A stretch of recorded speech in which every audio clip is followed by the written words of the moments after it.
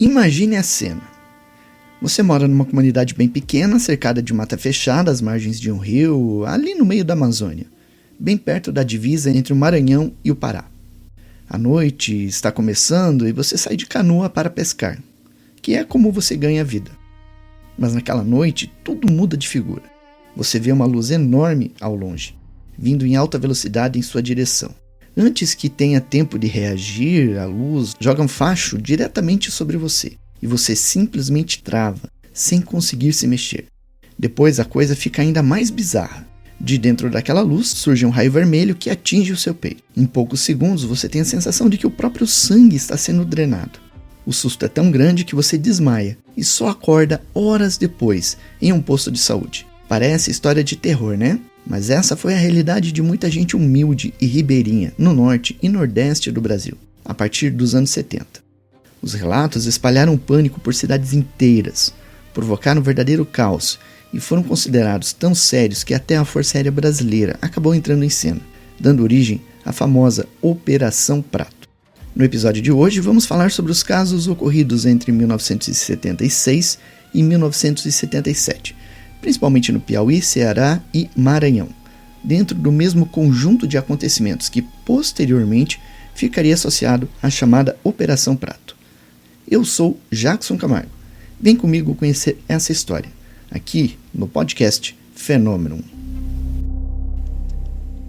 Olá, seja bem-vindo ao podcast Fenômeno. Aqui falamos sobre ufologia, ciência e mistério.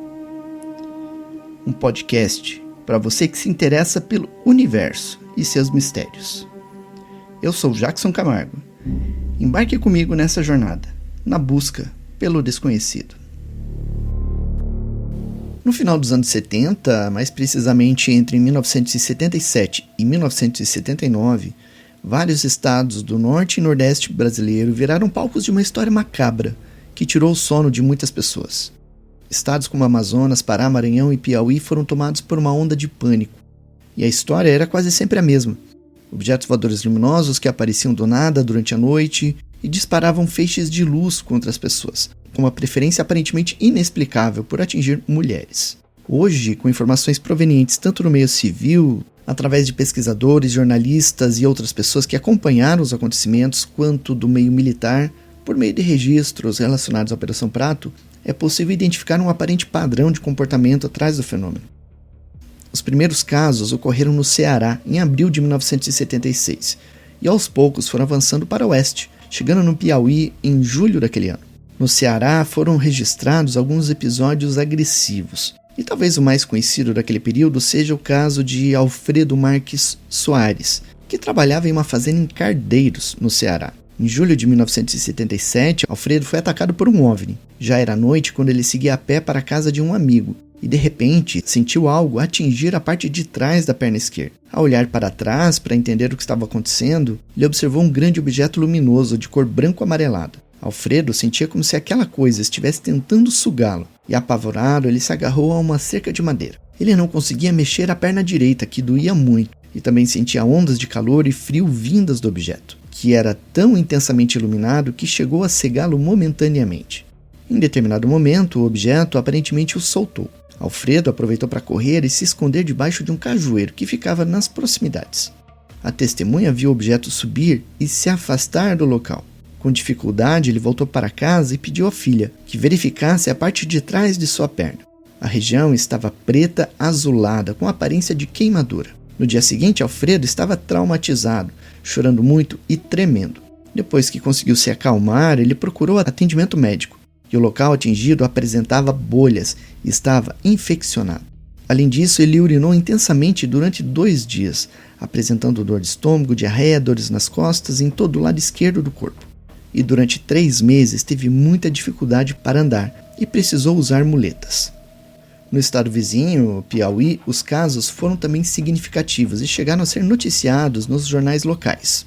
Entre as manchetes preservadas estão reportagens sobre um lavrador que teria sido atingido por uma luz desconhecida, casos de objetos luminosos observados por dezenas de testemunhas e relatos de descidas de objetos descritas como discos voadores. Também surgiram notícias sobre moradores que afirmaram ter sido atingidos por feixes luminosos durante a noite, E segundo os jornais, esses episódios provocaram medo e despertaram grande curiosidade entre a população. Embora essas publicações tenham recebido ampla cobertura regional, os acontecimentos não resultaram em uma investigação militar, semelhante à realizada no Pará no ano seguinte. Os casos diminuíram um pouco de intensidade no Ceará e no Piauí e começaram a aparecer no Maranhão. O primeiro episódio teria ocorrido na noite de 25 para 26 de abril de 1977, na região da Ilha dos Caranguejos, no litoral maranhense. Naquele dia, 4 pescadores pegaram o barco e seguiram até o local onde pretendiam passar a noite, planejando voltar apenas no dia seguinte. Mas a noite acabou se transformando em um verdadeiro pesadelo. Uma luz extremamente intensa surgiu e parou bem acima da embarcação. O resultado foi trágico. Um dos pescadores morreu na hora e 2 ficaram gravemente feridos e debilitados. Apenas um deles saiu fisicamente ileso e com muito esforço conseguiu conduzir o barco de volta para São Luís, de onde havia saído. Depois desse episódio, que ficou conhecido como o caso da Ilha dos Caranguejos, começaram a surgir boatos bastante estranhos nas semanas e meses seguintes. As pessoas falavam de luzes misteriosas em lugares isolados, que aparentemente paralisavam quem estivesse por perto e de alguma maneira sugavam sangue. Como a comunicação e o acesso a essas localidades eram muito precários na época, as histórias quase não repercutiram no restante do país. Enquanto isso, comunidades inteiras viviam noites de puro terror, sem se sentirem seguras nem mesmo dentro de suas próprias casas. Inácio Rodrigues, pescador de Pinheiro, foi uma das primeiras testemunhas do fenômeno na região. Ele e seu amigo Genésio estavam pescando por volta de 1h da manhã, quando passaram por uma experiência bastante curiosa. Estava pescando com meu amigo Genésio Silva uma noite em abril. Por volta das 1h, vimos um pequeno fogo no céu, ao norte. Era muito pequeno. Fiquei um pouco preocupado e pedi a Genésio que apagasse o charuto que ele estava fumando. De repente, o fogo foi ficando cada vez maior e dava para ver que estava girando. Pulamos para fora do barco, na água, e tentamos encontrar algum esconderijo. O fogo ficava cada vez maior e mais próximo. Nós nos escondemos debaixo de uns arbustos grandes para que não nos visse. O objeto parou a cerca de uns 100 metros de nós e ficou lá até umas 5 da manhã. Ficamos escondidos o tempo todo porque tínhamos medo de sair. A luz era azulada, mas quando apareceu pela primeira vez era uma pequena bola vermelha. Era bonita, mas brilhava tanto que eu não podia olhar muito para ela. Pouco antes do amanhecer, ela desapareceu, do jeito como alguém apaga uma luz, e onde ela estava dava para ver um tipo de sombra da forma de uma geladeira. Quando o sol surgiu, a forma escura desapareceu também. Tive disenteria e fiquei enjoado aquele dia inteiro. Outro caso ocorreu em Timon, na divisa com o Piauí. Segundo o jornal Pequeno, de 9 de junho de 1977, trabalhadores da estação de tratamento de água, próximo ao Parque Piauí, viram 2 objetos luminosos descerem do céu e depois subirem novamente, em 2 dias diferentes e quase no mesmo horário. O episódio deixou os moradores da região bastante assustados. Dias depois, o jornal da cidade de São Luís, de 16 de julho de 1977, noticiou que Raimundo Correia, então empregado da fazenda Ariquipá, em Bequimão, teria sido queimado por uma espécie de tocha luminosa, que deixou algumas lesões em seu corpo. O jornal também informou que vários agricultores da região estavam sendo encontrados mortos, sem sinais aparentes de violência. E para deixar a situação ainda mais estranha, ao lado dos corpos estariam sendo encontradas notas de 500 cruzeiros. Na mesma época, 3 estrangeiros estavam hospedados em um hotel da cidade. Eles passavam o dia nos quartos e saíam à noite para um destino não informado. Não demorou muito para que a população local começasse a acusá-los de envolvimento nas mortes. O mesmo jornal relatou outro caso, um lavrador chamado Faustino Pereira, que teria sido seguido por uma bola luminosa na madrugada de 11 de julho daquele ano. Assustado, ele correu para casa e, logo depois de chegar, desmaiou. Com a gravidade dos relatos e o pânico que começava a tomar conta das comunidades, a imprensa maranhense e paraense passou a divulgar as ocorrências com maior destaque. Não muito longe de Bequimão fica a cidade de São Bento, onde ocorreram alguns casos impressionantes. Por volta das 3 horas da madrugada, um agricultor seguia por uma estrada na vila de Guarapiranga, na zona rural do município. Em determinado momento, avistou um objeto luminoso quadrangular que surgiu repentinamente no céu e direcionou um foco de luz intensa contra ele. O lavrador desmaiou. Na época, ele era pai de 8 filhos e acabou sendo levado por familiares para receber atendimento médico. Outra vítima foi o lavrador João Barros, de 41 anos, que trabalhava como pescador. Ele estava em um rio da região por volta de 1h da manhã, acompanhado de 2 amigos, quando um objeto intensamente iluminado surgiu sobre o barco. O objeto tinha coloração avermelhada no centro e azul esverdeada nas laterais. A misteriosa luz passou próximo ao barco, pelas costas de João Barros, aparentemente provocando uma queimadura. O pescador permaneceu sentindo as costas arderem intensamente durante 3 dias após o contato. Em outra localidade, chamada Mata do Olímpio, o agricultor Antônio Olímpio passou por uma experiência semelhante. Ele havia saído de casa à noite para ir ao banheiro que ficava afastado da residência. Ele atravessou o quintal e entrou no banheiro. E foi então que um objeto avermelhado surgiu sobre sua cabeça, assustando-o. Antônio correu de volta para casa, gritando pela esposa. E quando chegou à porta da cozinha, ele caiu atordoado. E sua mulher precisou puxá-lo para dentro. Ele sentia as costas, os braços e as pernas muito quentes. Para aliviar a ardência, a esposa fez compressas de água fria nas regiões afetadas. Durante os dias seguintes, ele continuou sentindo dormência nas costas, braços e pernas. Na zona rural do município de Anajatuba, na mesma época, uma jovem de 17 anos foi encontrada desacordada em um campo. Ela recebeu atendimento e foi encaminhada para o hospital da cidade, onde permaneceu internada por 10 dias. Durante a recuperação, ela apresentou distúrbios psicológicos atribuídos ao trauma e falava coisas desconexas. Quando ela melhorou, ela contou que estava no campo quando foi surpreendida por uma bola luminosa e logo depois ela desmaiou. Não demorou muito para o fenômeno cruzar a fronteira e chegar ao lado paraense. Cidades como Viseu, São José do Pinta, Augusto Correia, Bragança e Capanema também registraram diversos casos.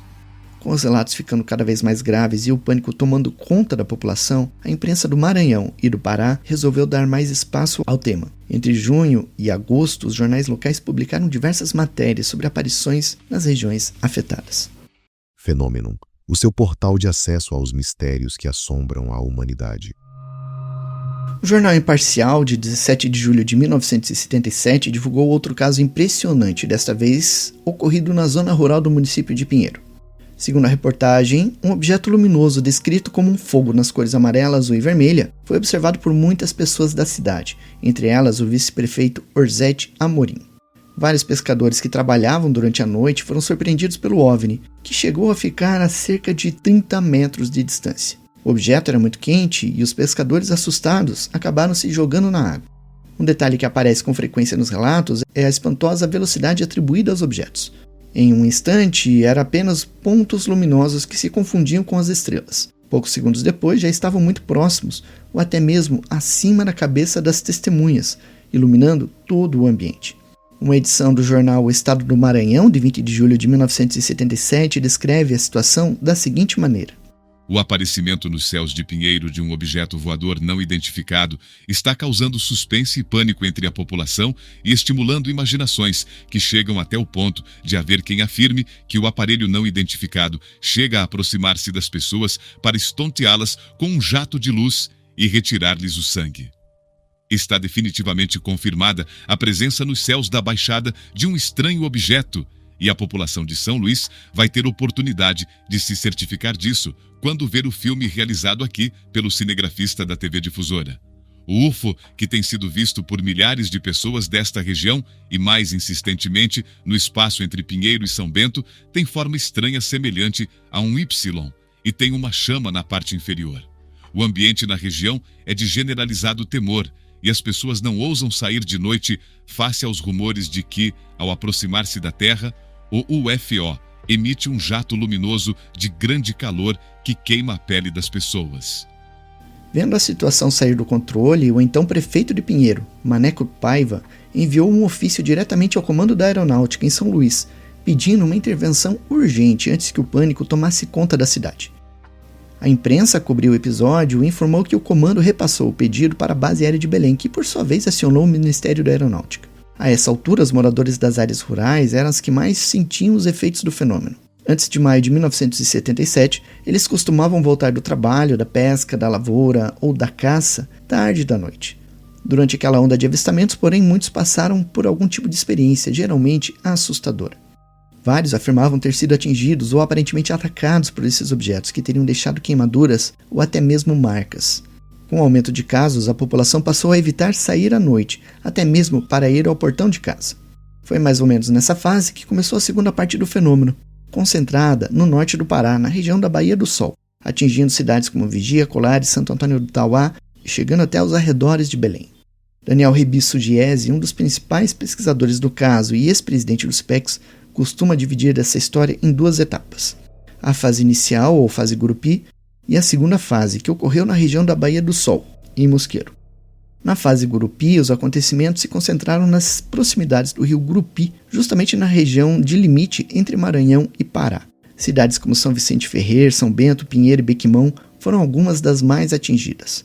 A região de Pinheiro, aliás, parece ter sido uma das mais afetadas, pois praticamente toda a cidade presenciou fenômenos estranhos entre abril e julho de 1977. Na maioria das vezes, os episódios aconteciam logo depois do anoitecer, quando as pessoas estavam voltando para casa após um dia de trabalho. Os relatos eram bastante parecidos. De repente, uma luz extremamente forte surgia no meio de estradas desertas, assustando quem estivesse por perto. Geralmente, as testemunhas descreviam uma bola de fogo silenciosa ou que produzia apenas um zumbido muito fraco e que se aproximava delas. Depois dessas experiências, algumas pessoas relatavam febre, calafrios, tontura, sensibilidade nos olhos e, em diversos casos, queimaduras pelo corpo. Um detalhe curioso percebido pela população local era o aparente interesse do chamado fogo por fontes de luz, independente do tamanho. Lanternas, faroletes, fogueiras, brasas e até mesmo um cigarro aceso pareciam atrair a atenção dos objetos. Em uma ocasião, 26 pessoas trabalhavam em uma fazenda, na construção de cercas. Como o proprietário tinha urgência para terminar o serviço, os trabalhos continuaram noite adentro. Um dos trabalhadores saiu para pescar, a fim de conseguir alimento para o grupo. Durante a pescaria, um objeto muito luminoso com tons azulados surgiu sobre o rapaz. Assustado, ele largou tudo e correu de volta para o acampamento, para alertar os seus companheiros. Em seguida, todos puderam observar o estranho objeto se aproximando, iluminando tudo em um raio de aproximadamente 1 quilômetro. A presença da luz chegou a assustar as vacas e os cavalos que estavam no local. No dia seguinte, os trabalhadores mudaram o acampamento porque estavam com medo de passar a noite ali. Próximo ao novo local, montaram um espantalho e colocaram um lampião a querosene no topo. Depois, eles se esconderam para observar o que aconteceria. Mais tarde, naquela mesma noite, o objeto reapareceu e se aproximou do espantalho. Permaneceu ali por aproximadamente 45 minutos, iluminando tudo ao redor. Com medo, os trabalhadores continuaram escondidos até que o objeto finalmente foi embora. E depois que ele partiu, vários deles seguiram para casa. Um dos jornalistas que esteve em Pinheiro foi Sinaldo Oliveira, que permaneceu na cidade por aproximadamente 2 semanas cobrindo os acontecimentos. Na época, ele trabalhava para uma estação de televisão na cidade de São Luís. Cerca de 90% das pessoas com quem conversamos tinham visto UFOs.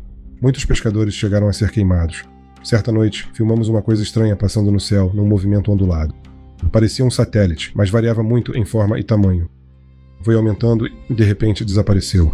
Essa coisa que filmamos voava num movimento que parecia triangular. Vinha da Ilha do Caranguejo, na Baía de São Marcos, e seguia até Anajatuba, depois para São Bento e Pinheiro. Parecia uma estrela, mas enquanto aumentava de tamanho, mudava de cor para amarelo, azul e vermelho. No dia seguinte, a uns 3 quilômetros de onde tínhamos estado, conversamos com um homem com queimaduras nas costas. Ele nos disse que fora na noite anterior, quando a luz apagou e acendeu novamente, bem acima dele, que ele tinha sofrido as queimaduras. Não sei quantos pescadores se queimaram, mas entrevistamos uns 10. Não eram queimaduras sérias, mas os homens tinham tanto medo que não queriam mais sair para trabalhar. Conversamos com umas pessoas numa fazenda que tem um edifício onde todos os trabalhadores moram e dormem.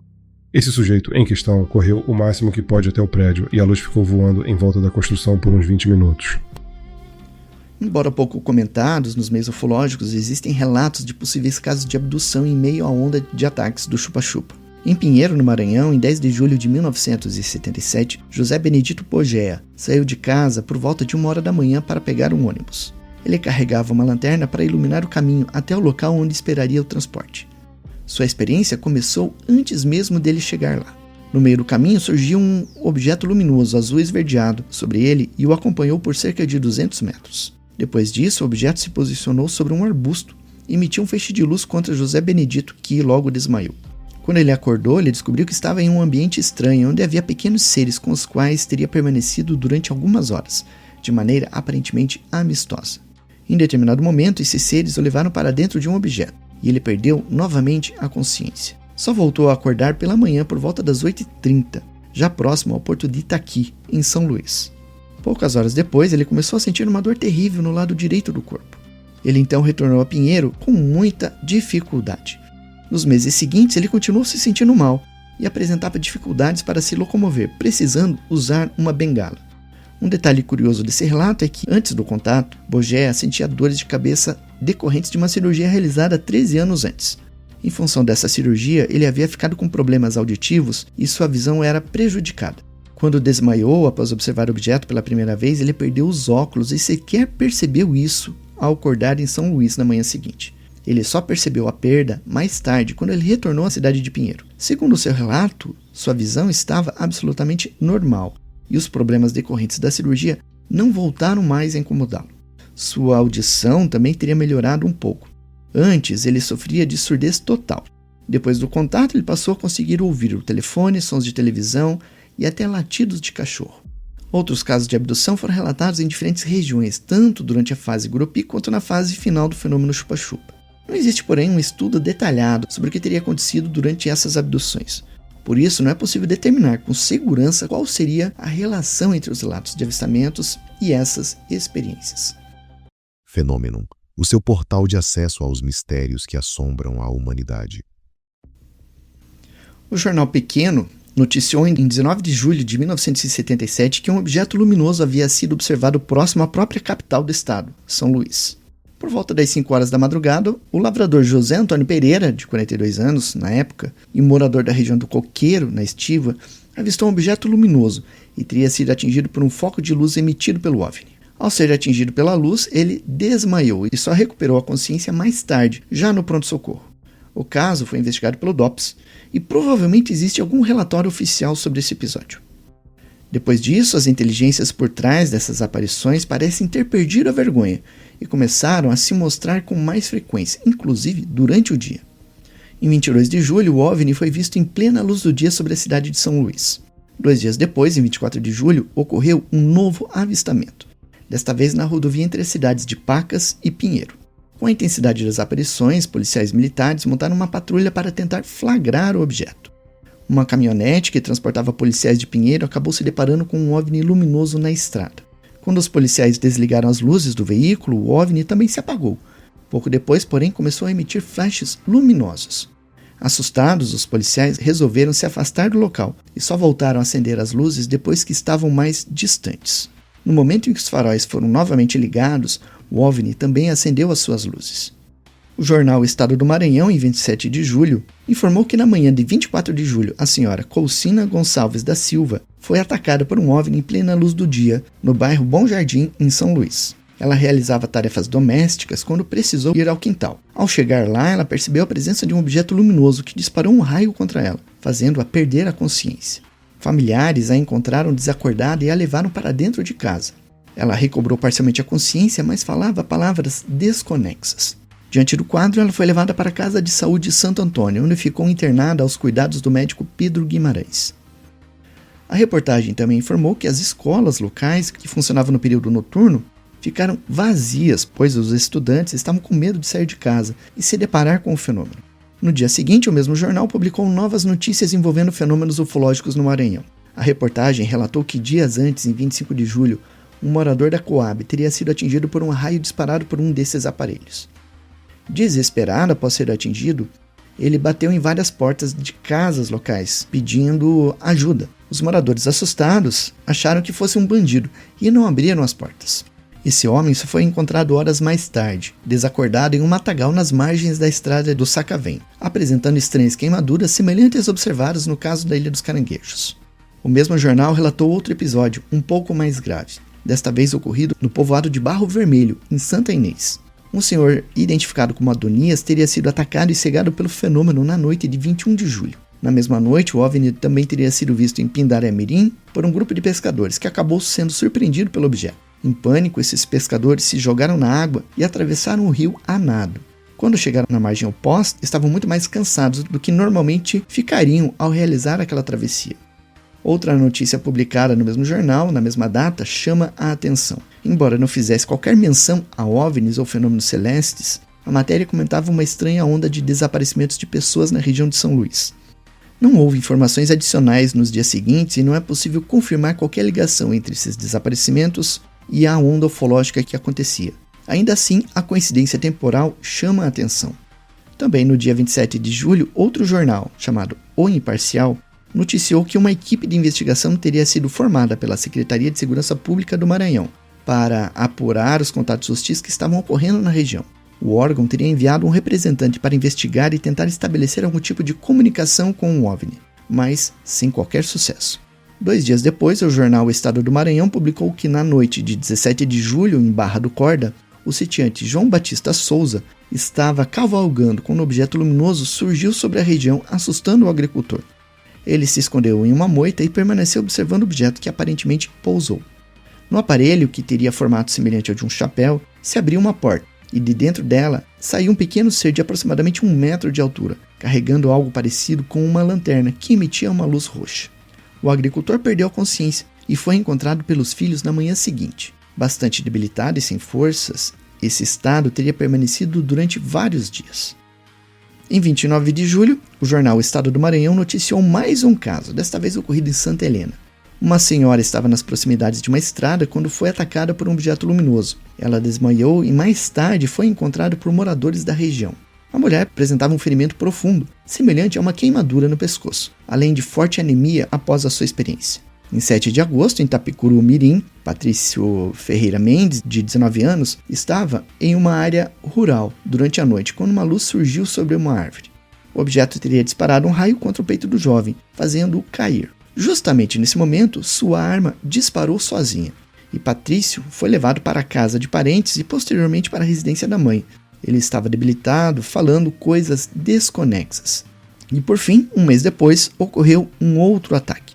Severino Avelino da Silva, que caçava na noite de 19 para 20 de agosto, na zona rural de Colinas, foi surpreendido por um objeto luminoso, que deixou ele paralisado após ser atingido por um facho de luz. Ele também precisou ser internado, apresentando paralisia parcial do corpo. Fenômenon, o seu portal de acesso aos mistérios que assombram a humanidade. O que aconteceu no norte e nordeste do Brasil entre 1976 e 1977 está longe de ser apenas uma coleção de histórias curiosas sobre luzes no céu. Os relatos reunidos ao longo desse período mostram um fenômeno que, pelo menos do ponto de vista de suas consequências, teve um impacto bastante concreto sobre as comunidades atingidas. Durante meses, pescadores, agricultores, lavradores e moradores de pequenas cidades passaram a conviver com aparições luminosas, que, segundo as testemunhas, não apenas sobrevoavam as regiões, mas se aproximavam, perseguiam pessoas e, em alguns casos, provocavam queimaduras, mal-estar, desmaios e outros efeitos físicos. Em meio a tudo isso, surgiram algumas histórias de abduções e de seres associados aos objetos. O mais impressionante, porém, talvez tenha sido o efeito coletivo.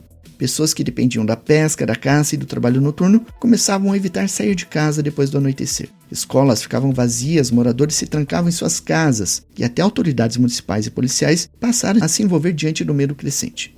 E foi justamente esse cenário que posteriormente ajudaria a mudar o episódio em algo muito maior. O fenômeno avançaria para o Pará, especialmente para a região de Colares e da Baía do Sol, onde os relatos ganharam ainda mais intensidade e chamaram a atenção da Força Aérea Brasileira, resultando na Operação Prata. É importante lembrar que os relatos apresentados aqui são, em grande parte, testemunhos, notícias de jornais e registros de investigadores. Isso significa que nem todos os episódios podem ser confirmados de maneira independente e que as interpretações sobre suas causas continuam abertas. Ainda assim, existe um aspecto difícil de ignorar. Independente do fenômeno ter sido provocado por algum tipo de tecnologia desconhecida, por causas naturais ou por interpretações equivocadas, ou mesmo por algo que ainda não conseguimos explicar, o medo vivido por aquelas comunidades foi real. E talvez seja justamente aí que esteja uma das maiores particularidades do fenômeno chupa-chupa. Mais do que simplesmente perguntar o que seriam aquelas luzes, é preciso também perguntar o que aconteceu com as pessoas que tiveram que conviver com elas. Essa é uma parte da história que muitas vezes acaba ficando em segundo plano, mas que ajuda a entender porque décadas depois o fenômeno chupa-chupa continua sendo um dos episódios mais intrigantes e controversos da história da ufologia brasileira. E aí, gostou do episódio de hoje? Então deixe seu comentário e divulgue para seus amigos também conhecerem este caso e o nosso podcast. Não deixe de visitar nosso canal no YouTube e também o nosso site em fenomenon.com.br. Assim ficamos por aqui, continue sempre com pés no chão, olhos no horizonte e mente nas estrelas. Aquele abraço e até a próxima.